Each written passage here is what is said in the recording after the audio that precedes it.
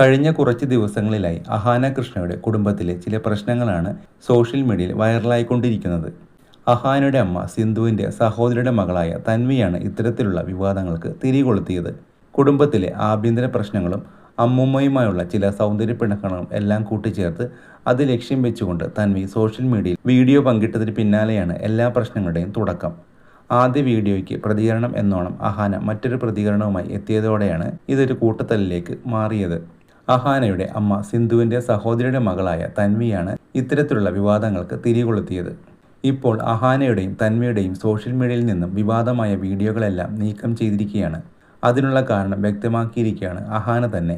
താൻ video പിൻവലിക്കുകയാണെങ്കിൽ social മീഡിയയിൽ പങ്കുവച്ച വീഡിയോകൾ താനും പിൻവലിക്കാം എന്ന് കസിനായ തൻവിയും സമ്മതിച്ചതായാണ് പുതിയ സോഷ്യൽ മീഡിയ പോസ്റ്റിൽ വ്യക്തമാക്കിയത്. കുടുംബത്തിലെ ആഭ്യന്തര പ്രശ്നങ്ങൾ പൊതുവേദിയിൽ ചർച്ചയാക്കേണ്ടതല്ല എന്ന് മുതിർന്നവർ സംസാരിച്ച് തൻവിയെ ബോധ്യപ്പെടുത്തിയിട്ടുണ്ട്. താൻ തൻ്റെ വീഡിയോ പിൻവലിക്കുകയാണെങ്കിൽ സോഷ്യൽ മീഡിയയിൽ പങ്കുവച്ച വീഡിയോകൾ താനും നീക്കം ചെയ്യാം എന്ന് അവൾ സമ്മതിച്ചിട്ടുണ്ടെന്നും അതനുസരിച്ച് തൻ്റെ വീഡിയോ പിൻവലിച്ചിരിക്കുകയാണ്. പരമാവധി ഒരാഴ്ചത്തേക്ക് ഈ വീഡിയോ താൻ മാറ്റുമെന്ന് അതിൽ തന്നെ വ്യക്തമായി പറഞ്ഞിരുന്നതാണെന്നും അഹാന അറിയിച്ചു. യഥാർത്ഥത്തിൽ ഈ സർക്കസിലൊന്നും തുടക്കമിട്ടത് ഞാനല്ല.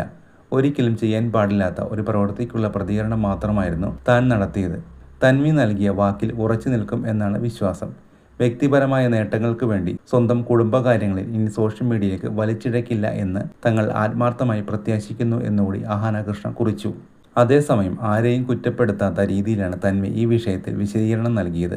കുടുംബാംഗങ്ങളുമായി കാര്യങ്ങൾ സംസാരിച്ച് തെറ്റിദ്ധാരണകൾ നീക്കാനാണ് തങ്ങൾ തീരുമാനിച്ചതെന്നും താനും അഹാനയും വീഡിയോകൾ നീക്കം ചെയ്യുകയും സംസാരിച്ച് കാര്യങ്ങളെല്ലാം രമ്യമായി തീർക്കുകയും ചെയ്യുമെന്നും തൻവി സോഷ്യൽ മീഡിയയിലൂടെ അറിയിച്ചു.